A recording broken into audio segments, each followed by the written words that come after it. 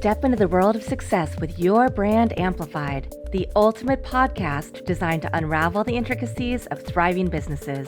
I'm your host, Annika Jackson, and I'm on a mission to uncover the stories, strategies, and secrets that have propelled entrepreneurs and business leaders to success. This has been a long time coming, but I'm excited to finally have Denise Cagan of DCA Virtual Business Support here. Denise, thank you so much for giving some time today to my audience. Absolutely. It's my pleasure. I was looking over your profile to refresh my memory of all the things we want to talk about. And first of all, love the VA world. Definitely want to dig into that. I've tried it with success, and I've also tried it where it hasn't worked as well. So want to get all of your tips. I think that's something that's going to become even more and more important as we move into this AI plus virtual assistance world that helps us all as small businesses be able to actually get things done in our businesses. You're also a podcast host, and I have to give you a big kudo for getting your degree while working full-time as a single parent, a Girl Scout leader as well. I am a single mom, and I'm right there with you trying to fit everything in.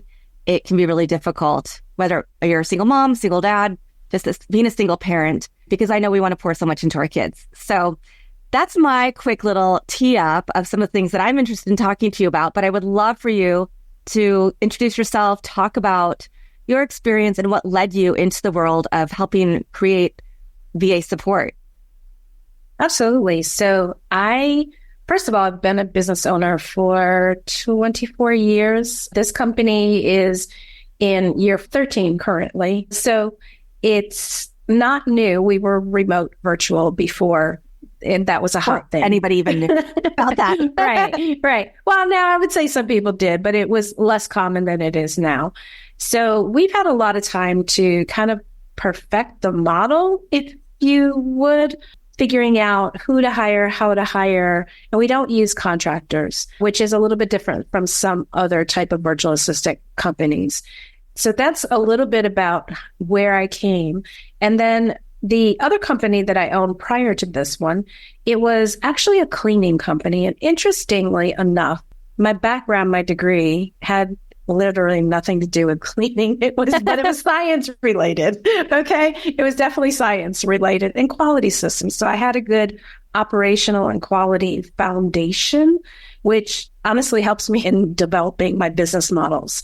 The cleaning company, what it showed me and taught me was some systems within that are important for all businesses, as well as where people need support, because we worked both in homes and in businesses. And I could, the clients would speak to us about the different things they need. A lot of the homeowners we serviced, they own businesses. And so it became really apparent where they needed support in their businesses. So that is how I got to where I am now. Fantastic. And kudos to you for having this business up and running for 14 years. There aren't a lot of people who can say that in the small business arena. So I'd love to hear the intentionality behind creating it, lessons that you learned early that you've been able to utilize throughout to help other people understand what they really need in a VA in their business. Absolutely. So a couple of lessons which don't lean into what you need in a VA, but a couple of lessons I learned very early on. First of all, when I first started the company, I didn't want employees because I had just sold another company, the cleaning company, and I had employees. So, and that company I owned for 10 years, like I said, sold it. And I was like, I just don't want employees. Well, once you're an entrepreneur and you get that entrepreneurial bug, it kind of bites you. And that's all she wrote. So about 2 years in, roughly, I hired my first employee. About year 3, I started to rebrand a little bit because my name is in the actual legal name of the business. Mm-hmm. And so I wanted to make it a little bit more generic, but not so generic that it didn't describe what we do. So DCA actually stands for Denise Can Assist, which is the legal name of the business. So that is one of the learning lessons, is that, once an entrepreneur, probably always an entrepreneur. I would say that's true for most of us. Yeah. Second learning lesson is don't try to do your own books, especially after you incorporate. Don't try to do your own books. Don't do your own taxes. That it was a hard lesson with thousands of dollars that I owed the IRS. It happens, you know? Yeah. When you're a sole proprietor, it's not so hard. That's just a Schedule C. And, you know, this is not tax advice, by the way. So it's just a Schedule C. So it's not such a big deal. But once you incorporate, become an LLC or some other type of formation, you really need some professional help. So that's another big lesson for small business owners. And then as far as tips and lessons, as far as how to work with them, your story is not unique. I hear that from a lot of people that I've had some success and some not. And it varies. You know, some have been like, you know, I just love my VA that's in the Philippines, and others been, I don't know how to communicate with them. They don't work the same hours. I don't feel comfortable delegating. And just, so it really varies by personality. There's no one model for each person.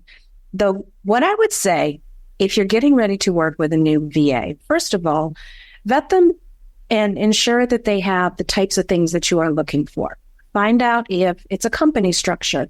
My company is a company structure. So there's hierarchy, there's leaders, and they report to leaders, and there's account managers and that sort of thing. If you want to work directly with a person one-on-one and not have that, then a company structure is not right for you. Okay. Also, is it a contractor? How much control will you have over whether they show up, what work you do, and the quality of the work? And find out from them, you know, what do you do if I'm not happy with the quality? In my company, because it is a company structure, we guarantee the quality. Okay. Contractors don't always guarantee the quality. So that's something that you have to consider. And then when you do start working with that VA, make sure that the skills that they've got match your needs. Okay. So you don't want a social media coordinator, somebody who's all about the marketing and the social media, doing your inbox management. They don't really know how to do it. Okay. Most of the time. Occasionally you get crossover skills in people, but most of the time, the mistake that I see people making is like, I want a VA who's going to do it all, and I want to pay them $16 an hour. And I'm like, that's not realistic, especially when you start talking website stuff and HubSpot workflows and, you know, all those other things. It's like, that knowledge base should deserve more pay, first of all. And secondly, most of the time, you know, my person with the Excel is not my person that's going to do graphics. It just doesn't work that way. No. So that's one of my tips. And the other thing I would say is start with tasks that are more repetitive. You can repeat them. We can get in. We can make a difference right away on your workload, and then focus on ones that are a little bit more strategic or maybe a little bit more work or learning behind them. Mm-hmm. So start with the easy stuff first. Low-hanging fruit is really important. You know, reports that are on a routine cycle, that inbox management and scheduling, which are routine tasks that we do. Those are some of the big ones. Social media, of course, those are repetitive tasks as well. Yeah. And first of all, I have to say, I've made all those mistakes of having somebody who I hired who I thought would be really good at the books, and then ended up like, I'm still digging out from that several years later. Because I realized, they didn't actually file the stuff that they needed to when I scaled up and started hiring employees. Because as an entrepreneur, same thing. I was like, I'm only going to have contractors. And I was like, oh no, I really need to have employees. They have more skin in the game. They feel more secure. That's a whole other story.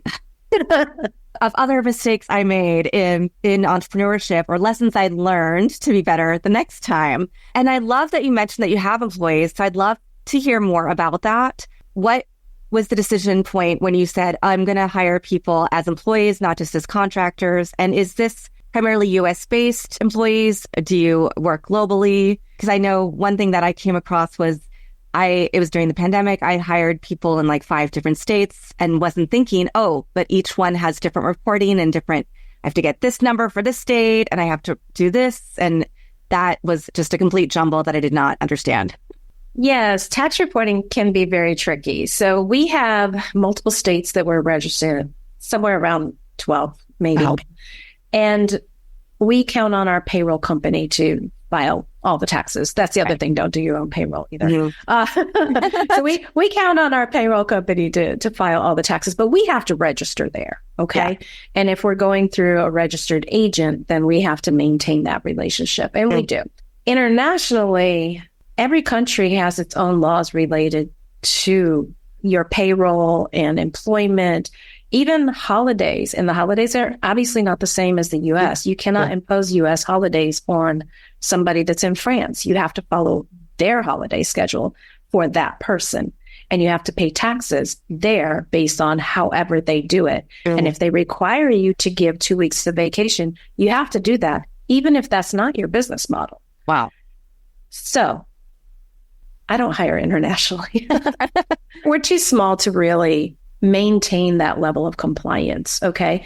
Lots of big companies do, but they, Bank of America, they can afford to have a compliance department for international. So, but that just doesn't make sense for a small company. Yeah, I definitely agree with that. I do have my podcast editors in the Philippines, but I've been working with him for, a year and a half at this point. He found me former school teacher who is a great admin for what I need. But I completely agree with you. Like, you have to know exactly what you need. You have to have systems and processes in place so that it makes it really easy for each person to work on their part of the workflows. Right. And if the person's working as a contractor, you need to make sure that whatever that requirement in the country is, that they truly are meeting contractor status. Okay. And so that was my decision. You had asked that part of the question also. I had started out with contractors, probably because I didn't know as much. But about 2016, about 5 years into the business, I switched everybody over at the beginning of January 1, 2016, from contractors to employees, to make sure they're covered under insurance, to give, a little peace of mind to our clients. There was a lot of reasons why that happened. And also, we were kind of on the cusp of, are you a contractor or are you not? Yeah. And I understand there's tens of thousands of dollars worth of fines if you're found to be misclassifying. Yes. Not worth the risk for me. Yeah. Yeah. That was one of my big reasons for hiring, because I'm also in California. We know that there's a lot of things around that, and that's also national, as you're mentioning. What was it like to find your first client, and how did you grow from there in the last 14 years? So finding my first client was super easy. When I said that my name was in the business, Denise Can Assist at first. So I was also doing personal assistants at first, because I thought, it's just going to be me. Well, when I did that rebranding, the personal assistants came out. So actually, I had a very wide network, because that's how I built my first company. And I was in Charlotte, North Carolina at the time. And I sent out an email to my contact list, and immediately I got a response back. So it was within the first week of starting the company, I had my first client. Now, it doesn't always work that way, to be perfectly honest with you, but that's what I did. How have I built the company? A lot of networking, to be perfectly honest, and that's how I built my other one. We're working a little bit more strategically to just up our digital presence, basically our being able to be found. And we're seeing that it's working, because a lot of the new consults coming in, how did you find us? Oh, I Googled. What did you Google? Okay, that's one of the terms we've been working on. Perfect. So we're working on that as well. And I want to give a little shout out to the Goldman Sachs 10,000 Small Business Program. When I went through that in 2019, networking with that group has brought me, honestly, a lot of opportunities, but also business. So that's been really incredible. Yeah. What are some of the challenges that you see most frequently in businesses, small businesses that are trying to scale and come to you to ask for, should I hire virtual assistants? What do I need? How do I set up systems? It tends to be a lack of systems, a lack of documented processes. When you don't have a process documented, people could do it any kind of way. There's also no level of continuity. So if your person changes, whomever is responsible for that particular activity, and you don't have it documented, then the manager is the one who has to train the person, but they haven't been doing it. So they don't really know. They have a clue of how it's done, but they don't really know exactly how it's done. So that's one of the biggest challenges that we see, is that people don't have things documented. And then another thing that we see from time to time is I see turmoil in companies, and when we see it, it's actually a cue to us that this might not be a good partner for us. Okay. Because we do look at our clients as partners. So a lot of things like, are they turning over team members or vendors, contractors, depending upon how they're set up? Are they turning that over very quickly? And if they are, we kind of dig into that a little bit and figure out, okay, what's going on here? Are we at risk? Is this something that applies to us? Do we need to be concerned about it? And so that's one of the things also. And I think that stems from partially processes, not having processes in place and not clearly communicating what the expectations are. So what does your day-to-day look like now that you have had this business for, 14 years? You have employees at all these different levels. Are you still having to work on the networking, the business cultivation aspects? Are you more able to just oversee and spend time on other strategies? I was getting close to that point, and we had a very recent setback. Someone on our leadership team passed away very suddenly. So, yeah, it's been tough and it's pretty new. And so we're still trying to figure out all of that. So I'm in the day-to-day more right now, but I was getting very close to really just, business development and overseeing, bringing up an operations manager behind me. And now my operations manager is pitching in to help manage this extra, workload that we have. So it's great to be able to be flexible. First of all, I want to say that, but also I've said, hey, you need to put those duties, the ops duties on hold because these are the things that are important right now. So yeah, that's where we are. Well, and you also find time now to host your own podcast, which you've been doing for over 4 years. Mm-hmm. What was the impetus behind starting your podcast? Honestly, I had been thinking about it. And then in part for a marketing, in part is, I have a lot of things to say. I just need a place to say them. Go figure. So when the pandemic hit, I realized that was the tipping point. It's like, okay, I need to do this now. And interestingly enough, is my creative project manager at the time is like, okay, you need to have some processes in place. Don't jump in with both feet like you normally do. I was like, but that's how I figure out the processes. I'm so glad you said that because I'm the same way. Like I need to jump in and then I go, okay, here's what's missing and here's what needs to be institutionalized. Right. I mean, I know I just talked about having documented processes in place, but the thing is if you aren't doing it, you don't know what that process is. You have to do it. And so, yes, I jumped in with both feet and the timing was absolutely right.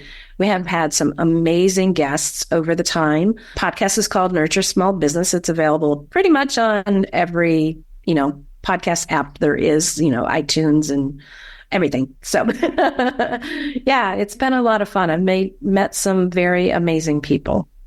Fantastic. And has it been a lead nurturer for you as well? Not as much as I had hoped, though. Honestly, I gain so much from the podcast. I would say the very first thing that I gained was a little bit more just feeling certain about talking to people without a script. At first, I was largely scripting things, not to the point of scripting. We would have questions, okay? Yeah. And I would follow that question outline. And about 6 months in, I threw away the questions. And I've only had a couple people get upset with me about that. But I was like, you just, if you want to be on here, you just have to trust that I'm going to lead it in a direction that it'll be valuable, okay? Yeah. So I think it's honed my skills in conversation and being able to lead a dialogue that is important to others. I also get from it, like I said, I learn a lot from the guests. I learn an awful lot, and I really appreciate that. It has turned to some business. I definitely have gotten some business out of some clients, some referrals. Yeah.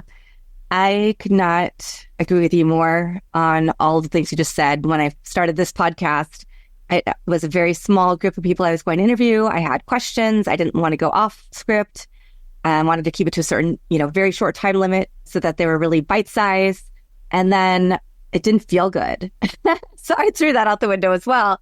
And now I just have, okay, here's kind of the conversation flow. These aren't exactly the questions I'm going to ask you, but I want to see where the conversation goes because sometimes you'll stumble onto a gem that you wouldn't have gotten to if you're so prescriptive.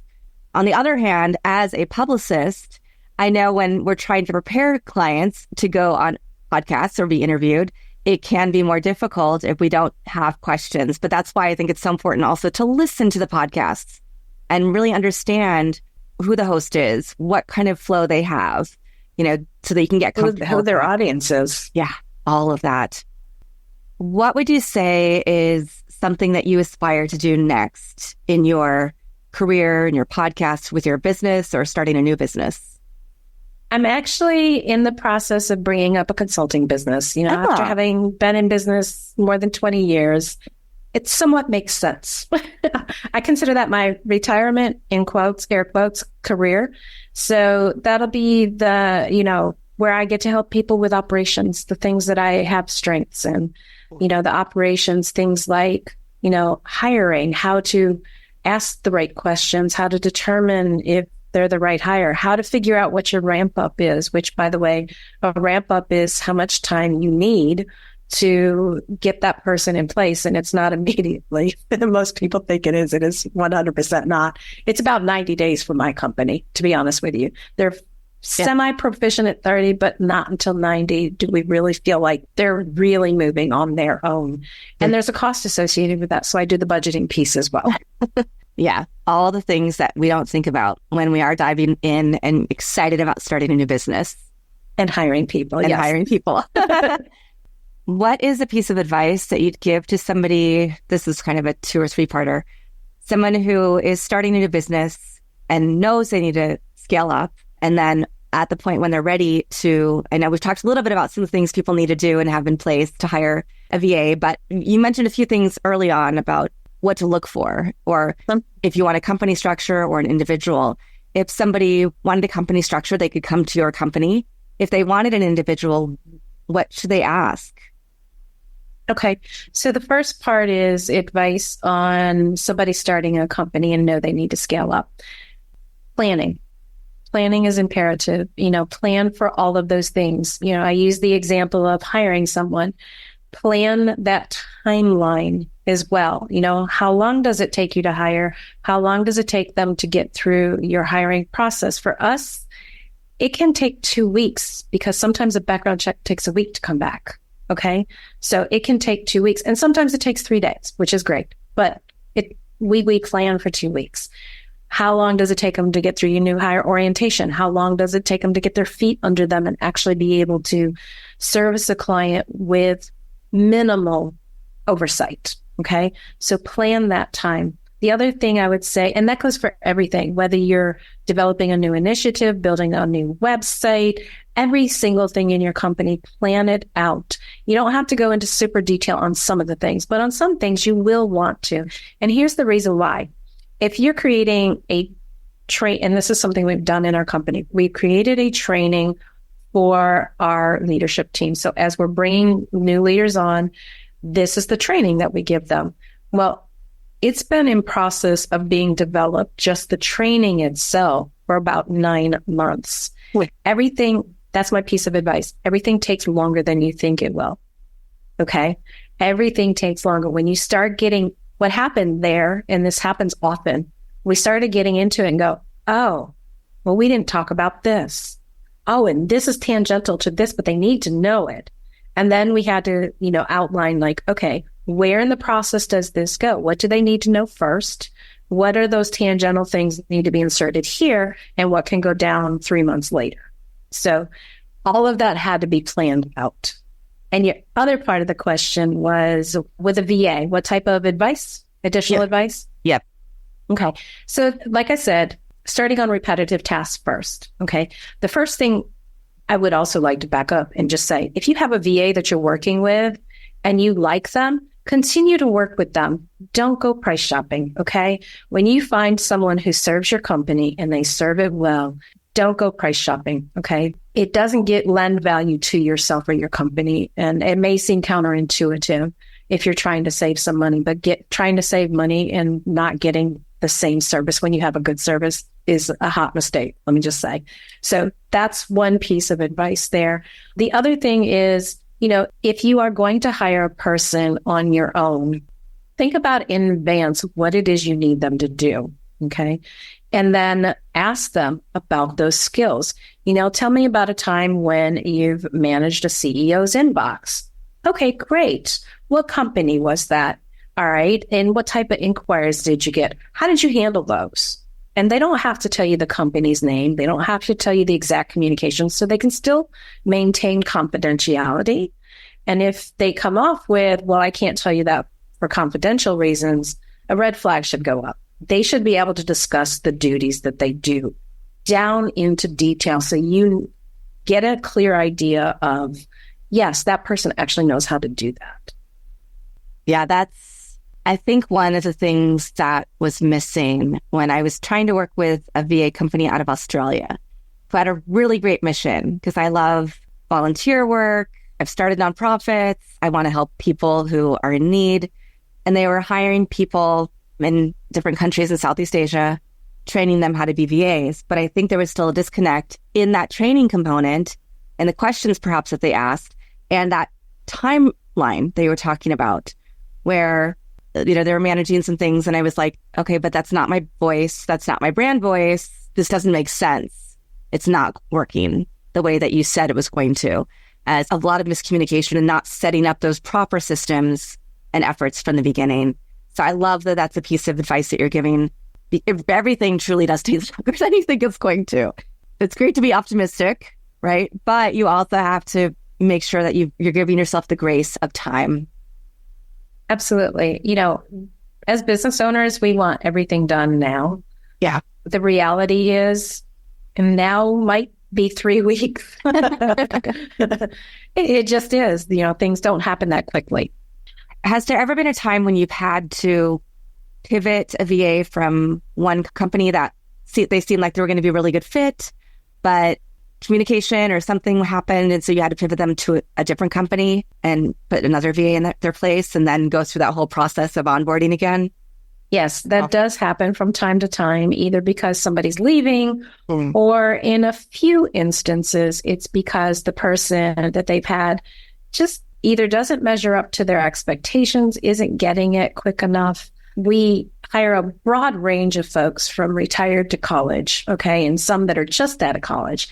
And we did have one instance of one lady who just really did not get technology very quickly. Oh. And so after, it was about 6 months, the client said, hey, we appreciate them for this, this, and this. And they gave us some very specifics.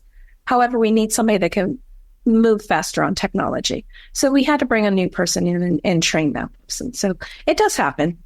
Yeah. And what about an example of a client who adding VAs into their mix really helped them scale, grow, and flourish as a business? I'm sure you have many to choose from, and it's like choosing your favorite child, but... This is a client who has not been with us for a couple of years. We started working with them in 2016, and I want to say it was around 2021 or 2022. We worked with them for, I'm pretty sure, 6 years. So in 2016, we started out with one person doing 8 hours a month, which is virtually, we don't even offer a package like that any longer. Yes, so the 20 a month is the lowest we will go. So we had one person doing about 8 hours per month. And they got to the point where they were growing so immensely. We started bringing in more VAs, and they were on the West Coast. We're mostly on the East Coast, even though we have people across the U.S. And so we wound up having to cover them from 9 a.m. our time to 9 a.m. their time. Wow. Yes. So we wound up having, essentially on any given day, there were at least 2 people working on that account. And we got them to the point where it was a little bittersweet. We got them to the point where they hired people in-house. Right. And that does happen. We get it. We see it from time to time where it's like, hey, you've gotten us to this point.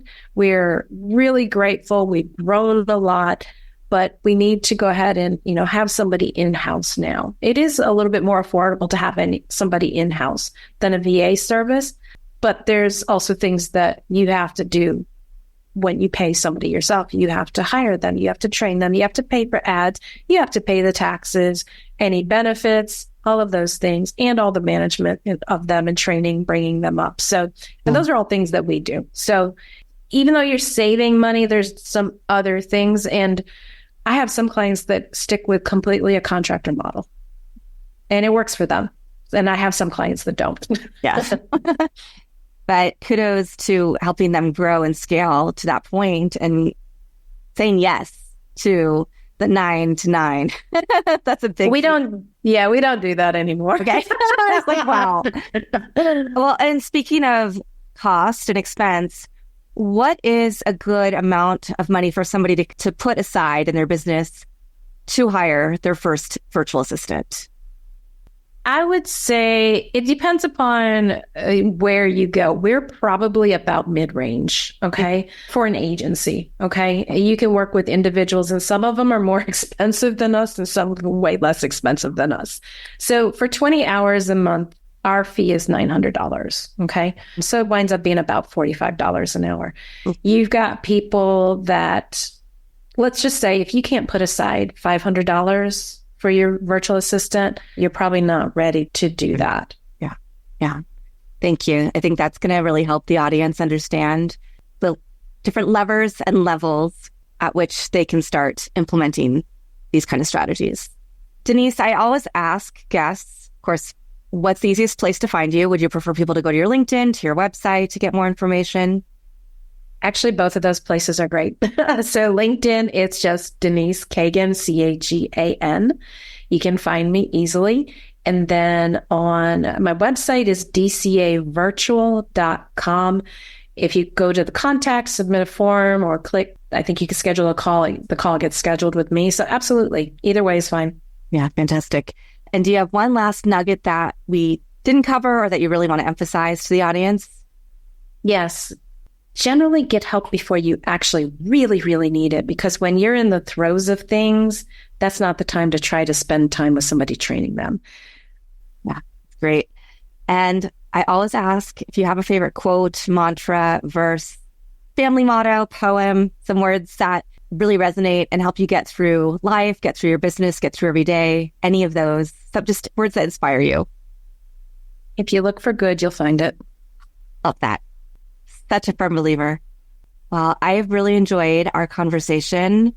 I'm really excited to see what happens next with everything you're doing. I'm hopeful that we'll meet at one of the future podcast conferences coming up in person. And I really want to thank you for your time and energy. And I want to thank the audience for coming and listening to this episode or watching it. Be sure to follow if you're not, give us a rating, review, and then also check out Nurture Small Business podcast. That is Denise's podcast. Give it a listen, rating, and review as well. We got to support each other. Thank you. I appreciate that, Anika. And I will be back again in a couple days with another amazing guest to share their business wisdom with you.